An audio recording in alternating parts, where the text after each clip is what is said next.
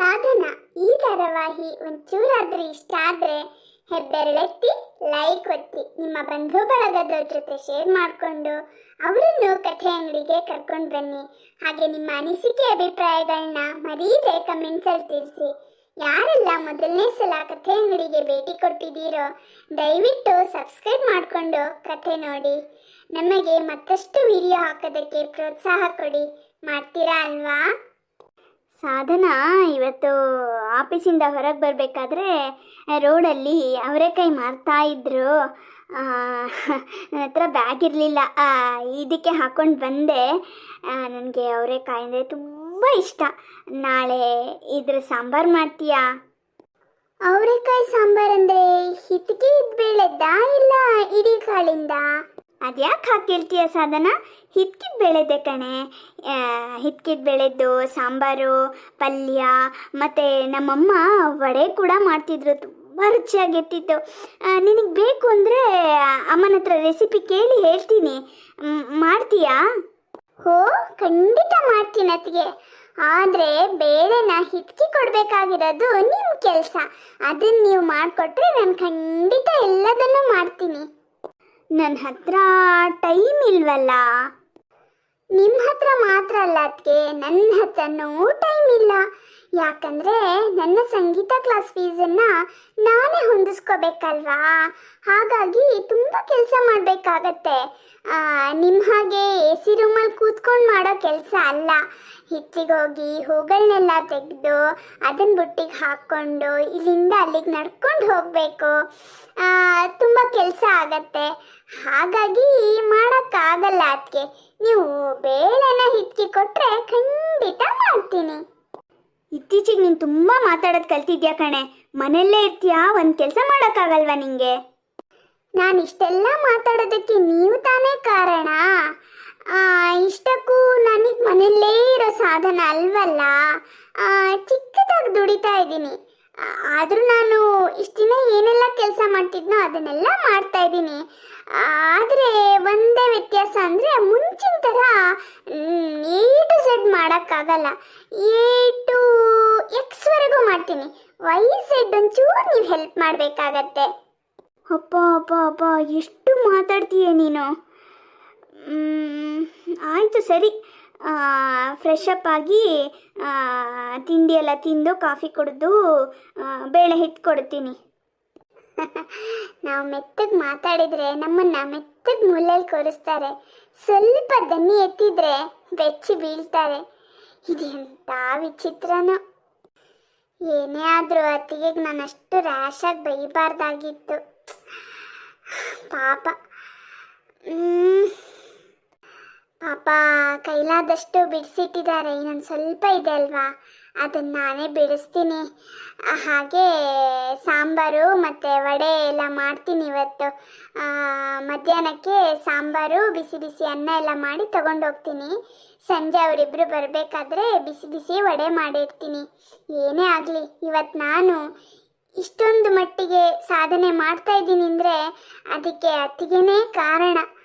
ಇರಲಿ. ಓ, ಮುಕುಂದ ಅವರಿಗೆ ಆಕ್ಸಿಡೆಂಟ್ ಆಗಿದೆ ಅಂತ ಹೇಳಿದ್ರಲ್ವಾ? ಕಾಲಿಗೆ ಫ್ರ್ಯಾಕ್ಚರ್ ಆಗಿದೆ ಅಂತ ಬೇರೆ ಹೇಳಿದರು. ಪಾಪ ಹೇಗಿದ್ದಾನೋ ಏನೋ ಆ ಹುಡುಗ. ಛೇ ದೇವ್ರೇ, ನನಗೆ ಕೊಟ್ಟ ಶಿಕ್ಷೆ ಇನ್ಯಾರಿಗೂ ಕೊಡಬೇಡಪ್ಪ. ಅವನೇನೋ ಗೊತ್ತಿಲ್ಲದೆ ಮಾತಾಡ್ದ.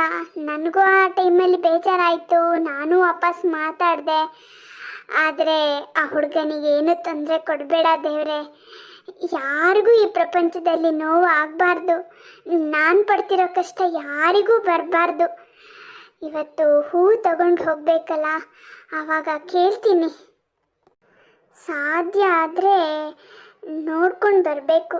ಬೇಡ ಬೇಡ, ಆಸ್ಪತ್ರೆಗೆಲ್ಲ ಹೋಗೋಕ್ಕೆ ನನಗೆ ಧೈರ್ಯ ಇಲ್ಲ. ಮೆಟ್ಲಿಗಿಟ್ಲಿರುತ್ತೆ, ಬೇಡ ಬೇಡ. ಅವ್ರ ಹತ್ರನೇ ವಿಚಾರಿಸ್ತೀನಿ, ಹೇಗಿದ್ದಾನೆ ಅಂತ ಗೊತ್ತಾಗತ್ತಲ್ಲ. ಸ್ವಲ್ಪ ಧೈರ್ಯ ಹೇಳ್ತೀನಿ. ಬನ್ನಿ ಅಮ್ಮ, ನಾನು ನಿಂದರಿನೇ ಕಾಯ್ತಾ ಇದ್ದೆ. ಮುಕುಂದ್ ಅವರು ಹೇಗಿದ್ದಾರೆ? ಪರವಾಗಿಲ್ಲ ಅಮ್ಮ. ನಿನ್ನೆ ಸಂಜೆ ಮನೆಗೆ ಕರ್ಕೊಂಡು ಬಂದ್ವಿ. ಅದೇನೋ ಹೇರ್ ಲೈನ್ ಫ್ರ್ಯಾಕ್ಚರ್ ಅಂತೆ. ನಂಗೆ ಅದು ಸರಿಯಾಗಿ ಹೇಳೋಕ್ಕೂ ಗೊತ್ತಾಗಲ್ಲ. ಆ, ಅದೇನೋ ಮೂಳೆ ಕೂಡ್ಕೊಂಡ್ಬರ್ಬೇಕಂತೆ, ಕಾಲಿಗೆ ಅದೇನೋ ದಪ್ಪನಾಗಿರೋ ಬ್ಯಾಂಡೇಜ್ ಸುತ್ತಿದ್ದಾರೆ. ಹೋ ಹೌದಾ, ಹೆಚ್ಚಿಂದೇನೋ ಅಪಾಯ ಆಗಲಿಲ್ವಲ್ಲ. ದೇವರಿದ್ದಾನೆ ಸರ್. ಇನ್ನೊಂದು ಸ್ವಲ್ಪ ದಿನದಲ್ಲಿ ಅವರು ಎದ್ದು ನಡೆಯೋ ಹಂಗೆ ಆಗ್ತಾರೆ ನೋಡಿ. ನಿನ್ನ ಬಾಯಿ ಹಾರೈಕೆಯಿಂದ ಅಷ್ಟಾದ್ರೆ ಸಾಕಮ್ಮ. ಈಗ ಅವನಿಗೆ ಪಶ್ಚಾತ್ತಾಪ ಆಗಿದೆ, ತಾನು ಮಾಡಿದ ತಪ್ಪು ಏನು ಅಂತ ಗೊತ್ತಾಗಿದೆ. ನಿನ್ನನ್ನ ಮನೆ ಕರ್ಕೊಂಡು ಬಾ ಅಂತ ಹೇಳಿದಾನಮ್ಮ. ನಿನ್ನ ಹತ್ರ ಕ್ಷಮೆ ಕೇಳ್ಬೇಕಂತೆ. ಅಯ್ಯೋ, ನನ್ನ ಹತ್ರ ಕ್ಷಮೆ ಎಲ್ಲ ಕೇಳೋದೇನು ಬೇಡ ಸರ್. ಅವ್ರು ಹುಷಾರಾಗಲಿ ಸಾಕು. ಹುಷಾರಾದ್ಮೇಲೆ ಅವರೇ ಇಲ್ಲಿಗೆ ಬರ್ತಾರಲ್ಲ. ಇಲ್ಲ ಅಂದರೆ ನಾನೇ ನಿಮ್ಮ ಮನೆಗೆ ಬರ್ತೀನಿ. ಇವಾಗ ಬೇಡ ಸರ್. ಹಾಗನ್ಬೇಡ ಅಮ್ಮ, ಅವನಿಗೆ ತುಂಬ ಪಶ್ಚಾತ್ತಾಪ ಆಗಿದೆ. ನಿನ್ನ ಹತ್ರ ಕ್ಷಮೆ ಕೇಳಬೇಕು ಅಂತ ಒಂದೇ ಸಮ ಹಠ ಮಾಡ್ತಾ ಇದ್ದಾನೆ. ಮತ್ತೆ ನಮ್ಮನೆಯವರು ಕೂಡ ನಿನ್ನ ನೋಡಬೇಕು, ನಾವು ಅವ್ರ ಹತ್ರ ಕ್ಷಮೆ ಕೇಳಬೇಕು ಅಂತಿದ್ದಾರೆ. ದಯವಿಟ್ಟು ಮನೆಗೆ ಬಾ ಅಮ್ಮ. ಸರಿ ಆಯಿತು ಸರ್, ಖಂಡಿತ ಬರ್ತೀನಿ. ಆದರೆ ಇವತ್ತಾಗಲ್ಲ, ನಾಳೆ ಬರ್ತೀನಿ ಸರ್. ಏನಂದರೆ ಅಣ್ಣ ಅತ್ತಿಗೆ ಮನೆಗೆ ಬರೋ ಹೊತ್ತಾಯಿತು. ಅವರಿಗೆ ಕಾಫಿ ತಿಂಡಿ ಎಲ್ಲ ಮಾಡಿಕೊಡ್ಬೇಕಲ್ಲ. ಪಾಪ ಈ ಮಳೆಯಲ್ಲಿ ಥಂಡಿಲಿ ಬರ್ತಾರೆ. ನಾನಿಲ್ಲ ಅಂದರೆ ಸರಿ ಹೋಗಲ್ಲ ಸರ್. ಆಯ್ತಮ್ಮ, ನಾಳೆ ಆದರೆ ನಾಳೆ ಬರಬೇಕು, ಆಯ್ತಾ? ನೀನು ಹೇಳ್ದಾಗೆ ಎಲ್ಲ ಒಳ್ಳೇದಾಗತ್ತೆ ಅಂತಾನೆ ಅನ್ನಿಸ್ತಾ ಇದೆ. ಅದೇನಾಯ್ತು ಅಂದರೆ ಫ್ರೆಂಡ್ ಜೊತೆಗೆ ಇವನು ಹೋದ, ಅಲ್ಲೆಲ್ಲ ಕಾಂಪಿಟೇಷನ್ ಮಾಡಿಕೊಂಡು ಬೈಕ್ ಓಡಿಸ್ತಾ ಇದ್ರು ಅಂತೆಲ್ಲ ಹೇಳದ್ನಲ್ಲ.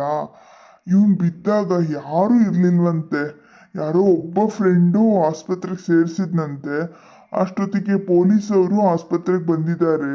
ಇವ್ರು ಯಾರು ಅಂತ ಕೇಳಿದರೆ ನನಗೆ ಗೊತ್ತೇ ಇಲ್ಲ ಅಂತ ಹೇಳಿದ್ನಂತೆ. ದಾರಿಲಿ ಬಿದ್ದಿದ್ರು, ಅವ್ರನ್ನ ತಂದು ಇಲ್ಲಿ ಸೇರಿಸಿದ್ದೀನಿ ಅಂತ ಹೇಳಿದ್ನಂತೆ.